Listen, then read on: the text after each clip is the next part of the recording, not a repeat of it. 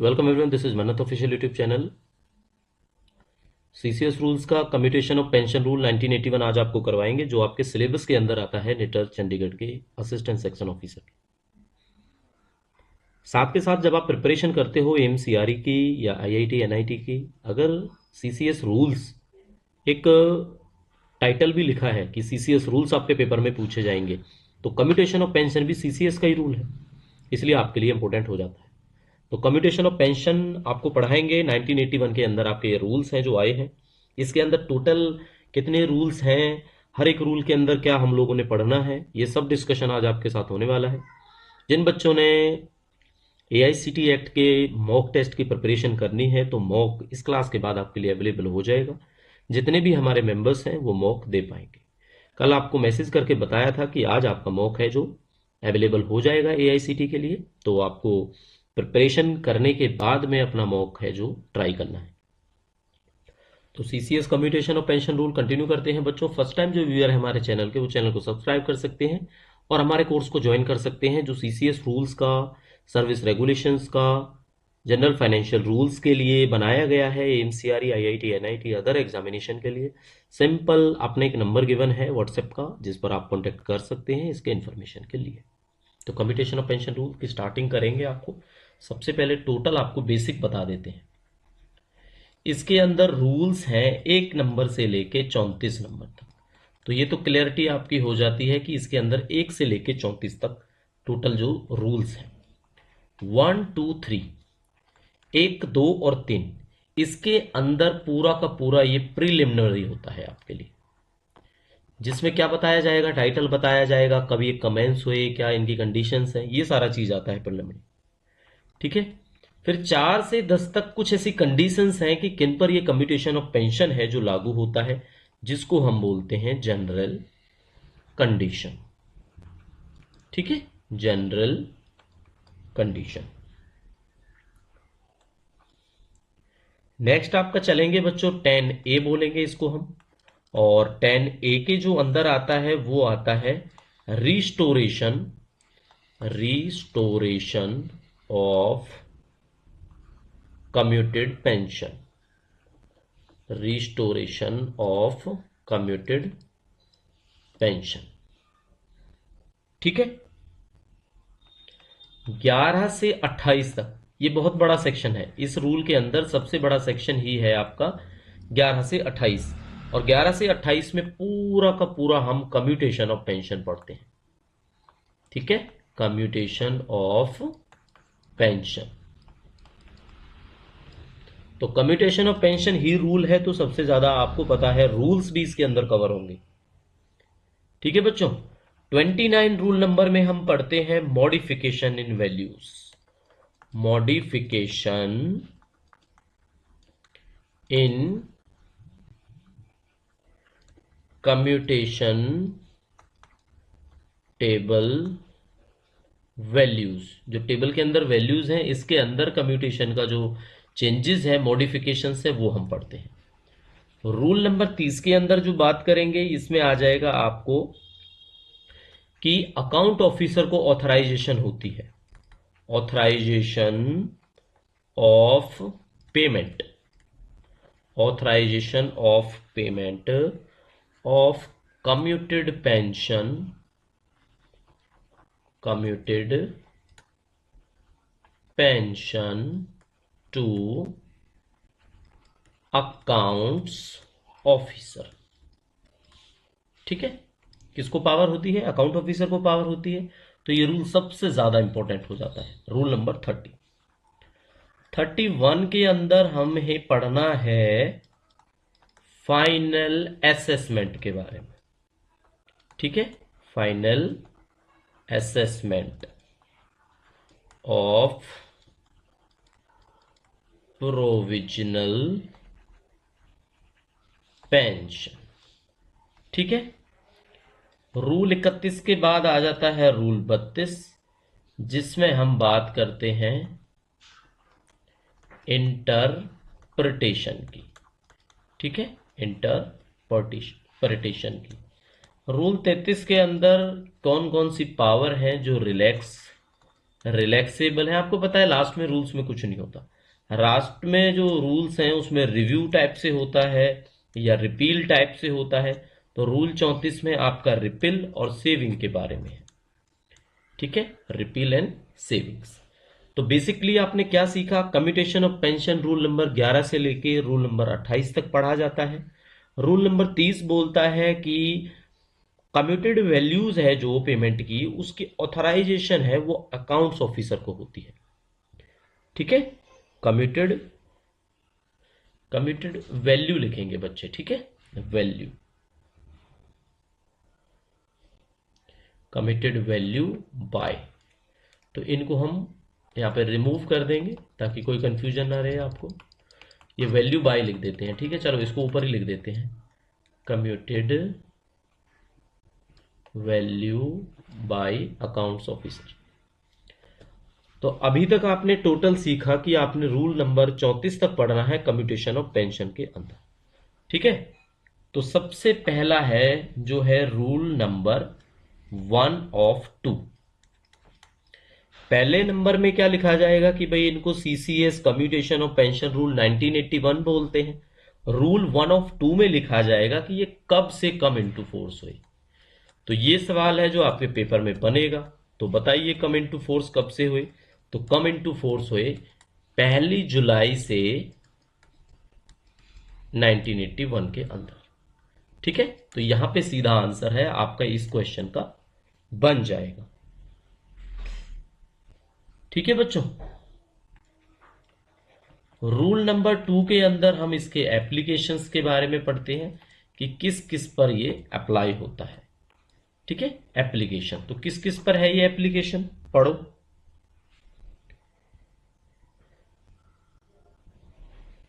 31 दिसंबर 2003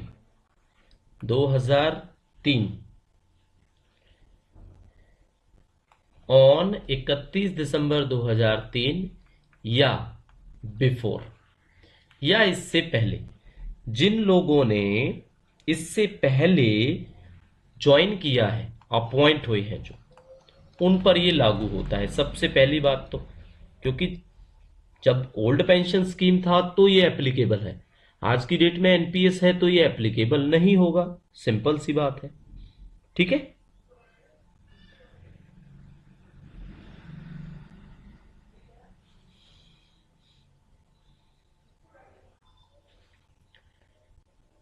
clear हो गया बच्चों? इसके बाद हम देखने वाले हैं रूल 1 हो गया, रूल 2 हो गया, इसके बाद रूल 3। रूल 3 के अंदर हम पढ़ते हैं डेफिनेशंस के बारे में। सारी डेफिनेशंस आपको बिल्कुल नहीं पढ़ाएंगे, जो कॉमन डेफिनेशन है उसमें हम कुछ नहीं पढ़ाएंगे आपको। ठीक है, तो सबसे पहला डेफिनेशन 3A में आ जाएगा, उसको बोलेंगे हम अकाउंट्स ऑफिसर। ठीक है, rule 3A that is accounts officer. तो अकाउंट ऑफिसर क्या है? तो अकाउंट ऑफिसर एक वो ऑफिसर है जो मेंटेन करता है अकाउंट्स को, डिपार्टमेंट्स के, मिनिस्ट्रीज के, सेंट्रल गवर्नमेंट्स के, यूनियंस के। ठीक है, किसी के भी, सीधी सी बात है अकाउंट से। एप्लीकेंट कौन होता है? जो भाई गवर्नमेंट सर्वेंट रिटायर हो गया है उसको एप्लीकेंट बोल देंगे हम यहाँ पे। ठीक है,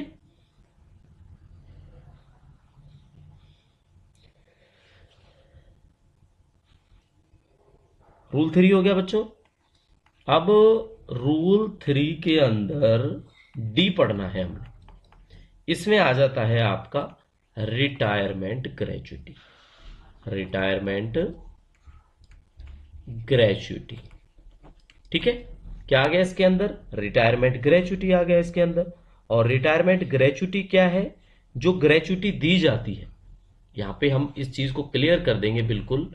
ये तो कम्यूटेशन ऑफ पेंशन है। जब आप सीसीएस पेंशन रूल्स 1972 पढ़ते हैं, यहां पे लिख देंगे हम सीसीएस पेंशन रूल 1972, उसके अंदर रिटायरमेंट ग्रेच्युटी रूल 50 के पार्ट नंबर 1 के अंदर देखने को मिलती है। ठीक है, याद रहेगा नहीं रहेगा? Retirement gratuity CCS pension rule 1972 के अंदर रूल 50 ऑफ 1 के अंदर आपको मिल जाता है। क्लियर हो गया बच्चों? डिसबर्सिंग अथॉरिटी की बात की जाती है तो वो पेंशन के अंदर भी पढ़ा जाता है। हमने क्वेश्चन भी पूछा हुआ है। डिसबर्सिंग अथॉरिटी कौन है भाई? या तो नेशनलाइज बैंक होता है, या ट्रेजरी होता है, ट्रेजरी के अंदर सब ट्रेजरी भी होता है, या अकाउंट ऑफिसर होता है। तीन को ही परमिशन है कि वो पेंशन डिसबर्स कर सकते हैं। ठीक है, चलो। जब भी आप किसी भी रूल के अंदर गवर्नमेंट पढ़ेंगे तो ये सारे सेंटर गवर्नमेंट के रूल हैं। गवर्नमेंट का मतलब एवरी टाइम सेंटर गवर्नमेंट। ठीक है, गवर्नमेंट का मतलब every time centre government. Clear हो गया बच्चों? चलो आगे फोकस करेंगे।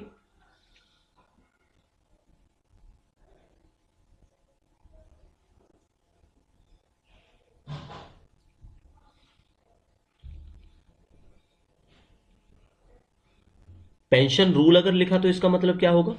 Pension rule. तो पेंशन रूल का मतलब होगा सीसीएस पेंशन रूल 1972।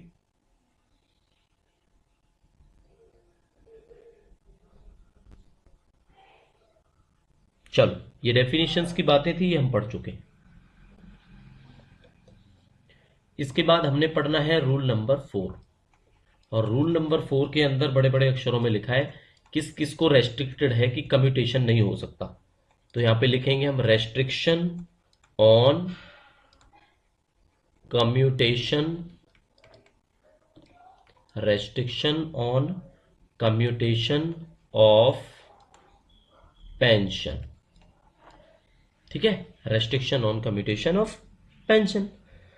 तो इसका मतलब क्या है? कोई भी गवर्नमेंट सर्वेंट जिसके खिलाफ कोई डिपार्टमेंटल या जुडिशियल प्रोसीडिंग्स नहीं चलती हैं, क्योंकि डिपार्टमेंटल एंड जुडिशियल जो प्रोसीडिंग्स है उनका पेंशन रूल्स के अंदर डिस्कशन किया जाता है, जिक्र किया गया है रूल नंबर 9 के अंदर।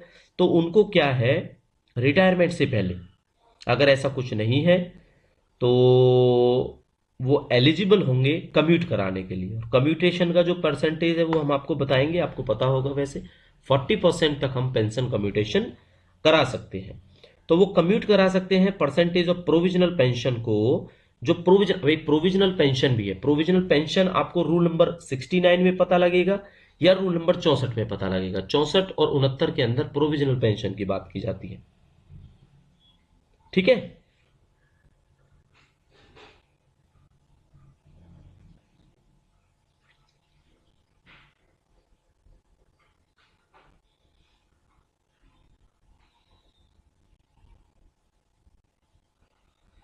चलो।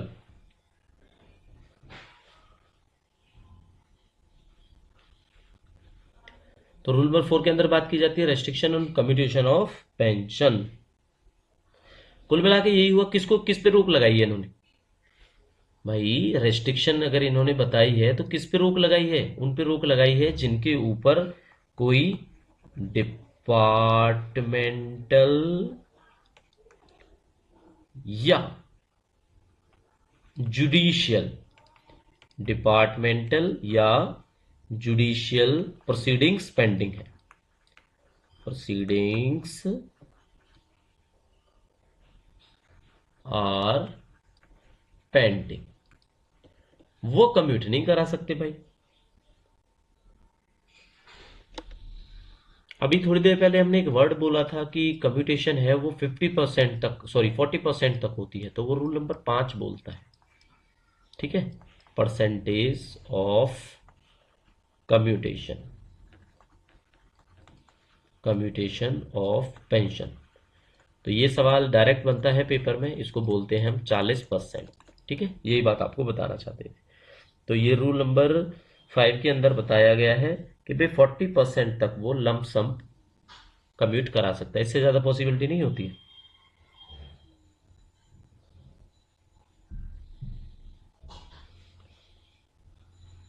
ठीक है, तो ये क्या है मैक्सिमम, ये आपको ये क्लियर करते हैं, नोट कर देते हैं इस चीज को, नोट लिख देते हैं हम, note. Maximum percent of pension commutation या कम्यूटेड, तो इसका जवाब आपके पास रहेगा 40%। ठीक है, हालांकि एम्प्लॉय को ऑप्शन दिया जाता है कि आप 30 भी करा लो, 20 करा लो, 10 करा लो, आप फ्रैक्शन बता दो उसका, बट मैक्सिमम 40% तक ही आप फ्रैक्शन बता पाओगे।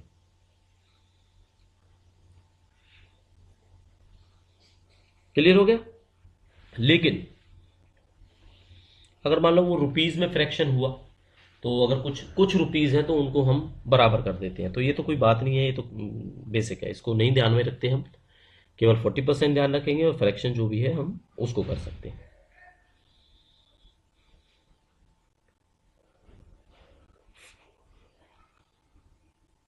ठीक है बच्चों,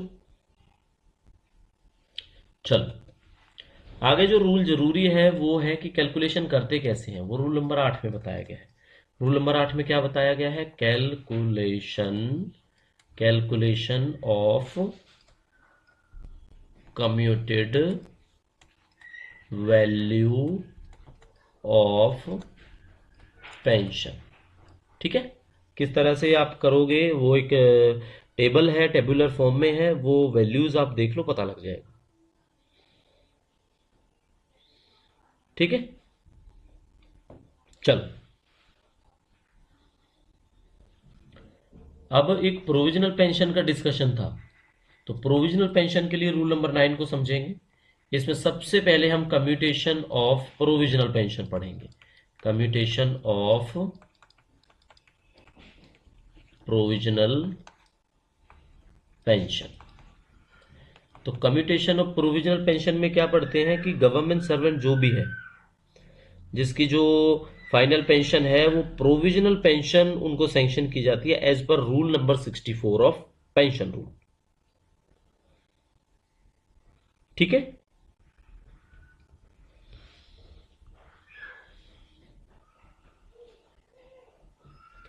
तो इसके प्रोविजंस हैं, अपने कुछ रूल्स हैं कि भाई किस किस पे एप्लीकेबल होगा, नहीं होगा। अगर कोई एम्प्लॉय डिजायर रखता है कि वो कम्यूट कराए परसेंटेज अपनी प्रोविजनल पेंशन का, ठीक है, जो 60,000 रुपीज से ज्यादा नहीं होना चाहिए। चलो इसके बारे में थोड़ा सा क्लैरिफिकेशन के साथ में बात करेंगे। कम्यूटेशन और प्रोविजनल पेंशन का जो प्रोविजन है वो आपको क्लियर कर देते हैं। इसके अंदर अपने 4 कंडीशन समझनी है। 3 कंडीशन एक रूल के अंदर आती हैं और एक कंडीशन एक रूल के अंदर आती है। रूल नंबर 9 ही है ये, 9 का पार्ट 1 है, पार्ट बी 2 है जो हम पढ़ाएंगे। तो पार्ट 1 में क्या क्लैरिफिकेशन है, कम्यूटेशन ऑफ पेंशन का जो प्रोविजन है इसके अंदर रूल 9 के 1 में क्या प्रोविजन है। 1 में प्रोविजन है, अगर कोई एप्लीकेंट अपनी परसेंटेज ऑफ पेंशन को कम्यूट कराना चाहता है, प्रोविजनल पेंशन फाइनल पेंशन नहीं है, वो पेंशन बनने से पहले की बात है कि भाई प्रोविजनली इतनी पेंशन अगर आपकी बनती है तो आप अपनी डिजायर सबमिट करो कि आप इतने परसेंट की जो है कम्यूटेशन कराना चाहते हैं। लेकिन विदाउट एनी परसेंटेज अगर आपका कम्यूटेशन है ना 6,000 से ज्यादा का नहीं है मंथली, अगर आप उसको चेंज नहीं कराना चाहते कि वो 6,000 से ज्यादा नहीं होना चाहिए, ठीक है, जो प्रोविजनल पेंशन है वो 6,000 रुपए से ज्यादा का कम्यूटेशन का डिजायर नहीं होनी चाहिए, तो उस कंडीशन में क्या होगा, ऐसा मान लिया जाएगा कि जब आपका जो ऑथराइजेशन मिलेगी आपको पेंशन की फाइनल अमाउंट की, ठीक है, तो उस टाइम पे 6,000 का जो आपने प्रोविजन दिया था कम्यूट कराने का उसी को मान लिया जाएगा। ठीक है, रूल नंबर 22 के हिसाब से तब आपका जो है मंथली 6,000 से ज्यादा का कम्यूटेशन नहीं होगा। मतलब 6,000 तक का कम्यूटेशन आपने प्रोविजनली सबमिट किया, डिजायर बताई कि मुझे 6,000 तक कराना है, बाद में जब आपकी फाइनल पेंशन बनी तो अगर 6,000 तक का आपका बनता है तो वही परिवर्तित कर दिया जाएगा। ठीक है, उसी में मतलब 6,000 ही आपकी पेंशन है वो कम्यूट हो जाएगी। पहला तो पॉइंट ये बोलता है। इसके बाद जो सेकंड पॉइंट है, इसका सेकंड पॉइंट क्या है, सेकंड पॉइंट ये बोलता है कि भाई अगर फाइनल पेंशन के डिटर्मिनेशन पे एप्लीकेंट एंटाइटल हो जाता है कि अपनी पेंशन को 6,000 तक कम्यूट करा सकता है, तो उसको कोई मेडिकल एग्जामिनेशन की जरूरत नहीं पड़ेगी। ये है मेन पॉइंट इसके अंदर। सेकंड के अंदर जो है कि उसको मेडिकल एग्जामिनेशन की जरूरत नहीं पड़ेगी। और किसमें पड़ेगी? अगर कोई एप्लीकेंट अपने कम्यूटेशन और पेंशन जो 6,000 रुपए तक की है, इसकी एक तरह से कोई पॉसिबिलिटी नहीं दिखाता है, ठीक है, तो वो मान लिया जाएगा कि उसकी जो पेंशन कम्यूटेशन है वो 6,000 तक ही होगी। मतलब उसने अपनी विल नहीं बताई। पहले वाले में वो अपनी डिजायर बताएगा, दूसरे वाले में नॉट शोइंग डिजायर, तो भी जो उनकी पेंशन कम्यूटेशन है वो कितनी मान ली जाएगी? 6,000 मान ली जाएगी। ठीक है, तो ये पॉइंट 2 का पहला पॉइंट है। पॉइंट 2 का दूसरा पॉइंट भी है, पॉइंट 2 का तीसरा पॉइंट भी है। दूसरा पॉइंट क्या है कि अगर उसने नहीं जमा की, या सॉरी, फाइनल पेंशन के डिटर्मिनेशन पे कि भाई इतनी इनकी पेंशन बनेगी, और एप्लीकेंट तो एंटाइटल्ड है कम्यूट कराने के लिए 6,000 रुपए तक, तो उनको अलग से कोई मेडिकल नहीं कराना, नो मेडिकल। आप इसको ऐसे समझो, ठीक है, 6,000 तक के कम्यूटेशन के लिए कोई मेडिकल नहीं कराना। सी पॉइंट क्या बोलता है? अगर फाइनल पेंशन के डिटर्मिनेशन पे एप्लीकेंट एंटाइटल्ड हो जाता है 6,000 रुपए से ऊपर तक के सम को कम्यूट कराने के लिए जो एक्सीड कर रहा है, ठीक है, उस टाइम पे क्या होगा? 100 रुपए से ज्यादा का जो कम्यूटेशन है वो नहीं हो सकता, मतलब उसके लिए उनको दोबारा से अप्लाई करना पड़ेगा। नहीं आया समझ में? दोबारा समझाते हैं। If on the determination of final pension, अगर फाइनल पेंशन के डिटर्मिनेशन के वक्त the applicant becomes entitled, applicant eligible हो जाता है टू कम्यूट अ सम, एक सम को कम्यूट कराने के लिए जो एक्सीडिंग 6,000 रुपए से ज्यादा है। 6,000 तक की तो बात हमने बताई थी, लेकिन अगर एक्सीडिंग 6,000 रुपीज है, 6,000 रुपीज, तो कंडीशन क्या है? वो कम्यूटेशन ऑफ पेंशन के लिए जो कि 100 रुपए से ज्यादा की होगी, उसको अप्लाई अफ्रेश करना पड़ेगा फॉर्म 2 के अंदर। फॉर्म 2। कंक्लूजन ये है, समझ में ज्यादा आपको नहीं आया होगा, कोई जरूरत नहीं है। Commutation of provisional pension rule number 9 इतना पढ़ना है। पहला पॉइंट बोलता है कि डिजायर है तो भाई करा सकता है। दूसरा पॉइंट बोलता है अगर डिजायर नहीं है तो 6,000 तक कम्यूट हो जाएगी। दूसरे पॉइंट का ही पहला पॉइंट बोलता है कि भाई 6,000 तक हो जाएगी। दूसरा पॉइंट बोलता है कोई मेडिकल की जरूरत नहीं पड़ेगी अगर डिजायर भी नहीं करता है। तीसरा कहता है कि अगर 6,000 से ऊपर होता है, मान लो 6,000 से ऊपर होता है, तो उनको दोबारा से फॉर्म भरना पड़ेगा। ऐसा है इसके अंदर, ठीक है, इससे ज्यादा मत समझो आप। चलो, अब कम्यूटेशन में क्या है, एक तरह से होती है कम्यूटेशन 40% का होता है शायद, ये 10 साल की होती होगी पेंशन। आप पेंशन रूल के अंदर पढ़ना, जो आपको पहले ही पे कर दिया जाता है। यही तो होता है कम्यूटेशन, कि भाई आप पहले ही पेंशन ले लो, आपको उतनी पेंशन कम मिलती रहेगी पर मंथ। कब तक मिलती रहेगी ये पढ़ना है हमने। तो ये है रूल नंबर 10A। 10A बोलता है restoration, restoration of commuted pension, commuted pension. बच्चों इस क्लास के बाद ही इसका मॉक रेडी हो जाएगा, तो आपको बता देंगे हम ग्रुप के अंदर। तो कम्यूटेड अमाउंट है जो पेंशन का, वो रिस्टोर हो जाता है on completion of 15 years, on completion of 15 years. ठीक है, कब से? डेट ऑफ कम्यूटेशन से, जब से आपने कम्यूट कराई उसके बाद 15 साल के बाद आपका जो कम्यूटेशन ऑफ पेंशन है वो रिस्टोर हो जाएगा। क्लियर?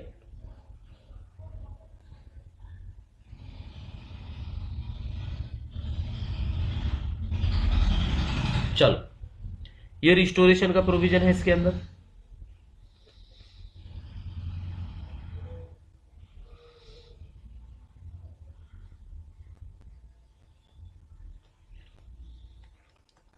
एलिजिबिलिटी, जब कोई हम पॉलिसी लेते हैं तो सबसे पहले पूछते हैं ना कि कौन एलिजिबल होगा कौन एलिजिबल नहीं होगा। तो एलिजिबिलिटी हम पढ़ते हैं रूल नंबर 12 के अंदर। कम्यूटेशन ऑफ पेंशन रूल 1981 में रूल नंबर 12 है जो एलिजिबिलिटी की बात करता है। एलिजिबिलिटी के 5 पॉइंट याद रखने हैं आपने। पहला पॉइंट, सुपर एनुएशन।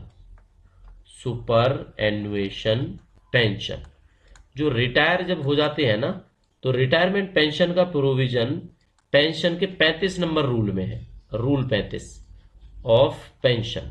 देखो जहां पर भी पेंशन रूल लिखा आपको मिला, इसका मतलब है पेंशन रूल 1972, ये आपने याद रखना है, ठीक है।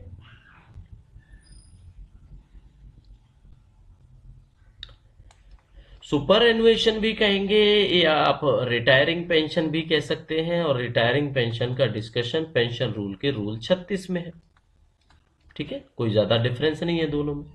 तीसरा किसको मिलेगा?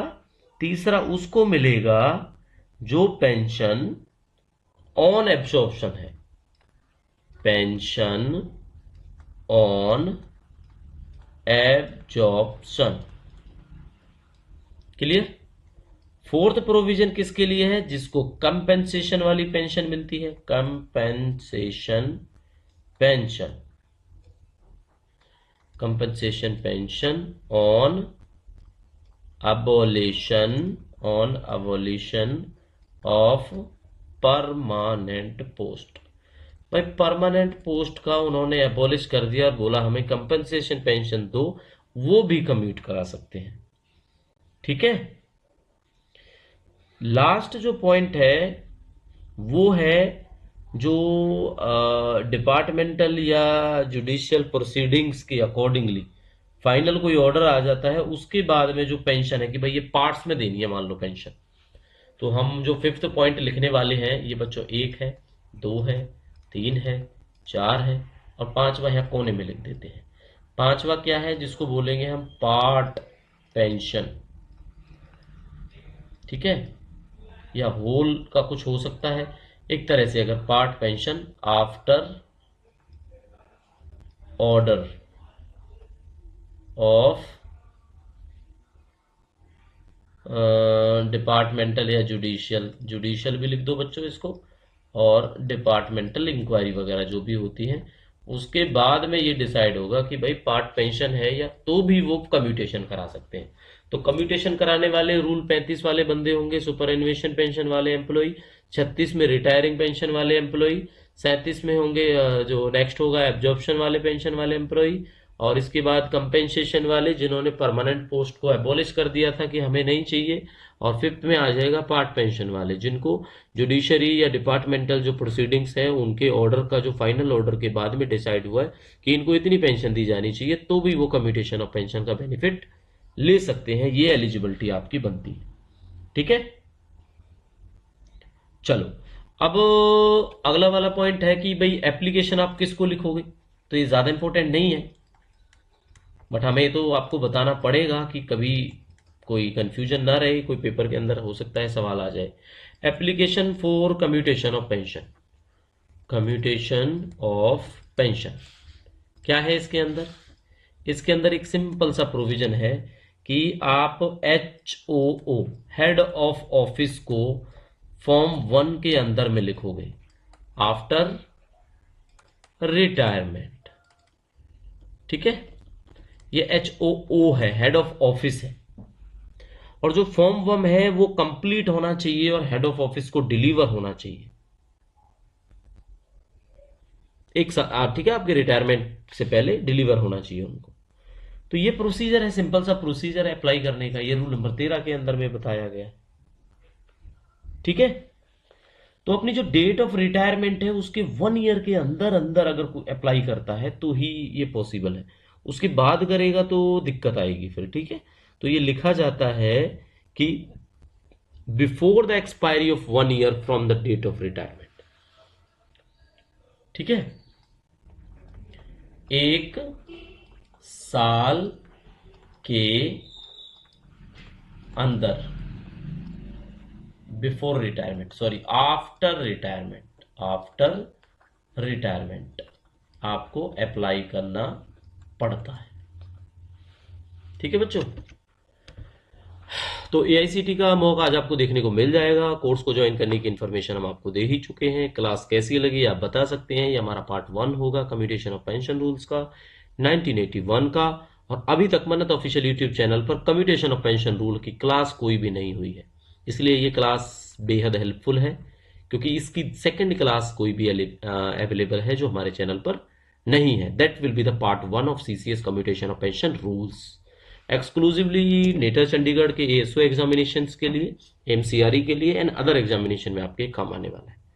मिलेंगे नेक्स्ट क्लास में बच्चों, तब तक आप पढ़ते रहो। Thank you, see you soon.